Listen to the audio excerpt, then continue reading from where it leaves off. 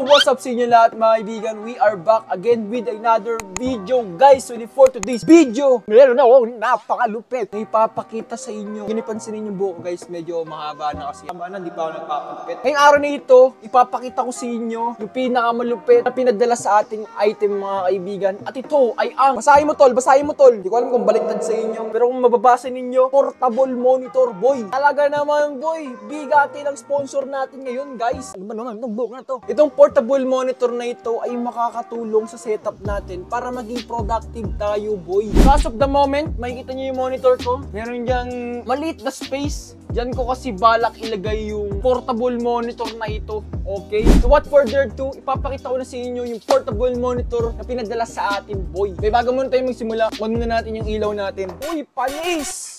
Kita nyo yan? So ito na guys yung portable monitor na pinadala sa atin. So kung hindi ako nagkakamali guys, yung nagpadala sa atin is si SGOSD. Ang pinadala sa atin nila is ang 15.6 inch 144Hz na gaming monitor. So right, open na natin tong box. Yan, open na natin, boy. Mga hindi nakakaalam, boy, bago ko pa siya i-video ngayon, nagamit ko na siya for almost 2 weeks mga kaibigan. And nilagay ko na lang ulit dito sa box para makita nyo man lang yung unboxing experience, guys. Tapos ito na yung monitor. Yo, bro! Ito na yung monitor mga kaibigan. May kasama na rin pala siyang cover. Ito yung cover pala niya. Ito yung nagsisilbing stand ng monitor mga kaibigan. Ayan, o. Diba? Panis! Kung makikita ninyo, itong monitor na ito is 15.6 inch. And almost the same lang sa mga gaming laptop mga kaibigan. So yan, mamaya na muna siguro to. Kasama na rin itong user manual, charging brick, USB Type-C to Type-C. If ever, i-connect mo yung phone mo sa portable monitor. And wala nang kasama included sa box kasi yung dalawang wire na naka-include dito is naka-setup na siya doon sa PC ko. Bale, may kasama siyang USB Type-C to Type-A. Tapos meron na rin siyang micro HDMI to HDMI. Guys, ang kagandahan pala dito sa portable monitor na ito, 15.6 na siya. Tapos 144Hz. Naka-IPS panel na siya. So ngayon, ituturo ko sa inyo kung paano i-stand itong portable monitor na ito. So ganito lang yung gagawin nyo. So kung makikita ninyo, parang meron siyang hati dito. Tapos yung cover niya,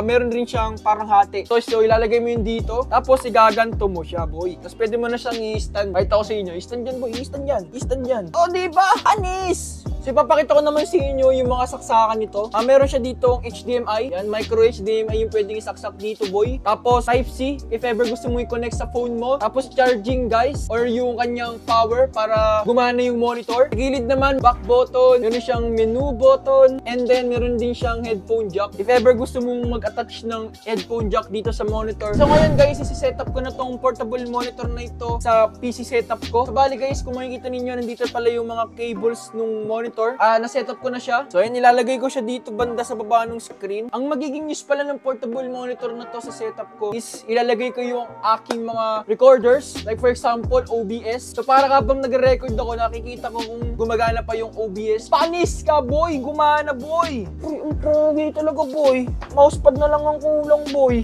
So sige natin mga kaibigan, nakakonect yung monitor and supported na niya yung 144Hz mga kaibigan, diba? Talaga namang napakalupit, boy. So yung gamit kong main monitor mga kaibigan is 144Hz then naka-IPS na siya.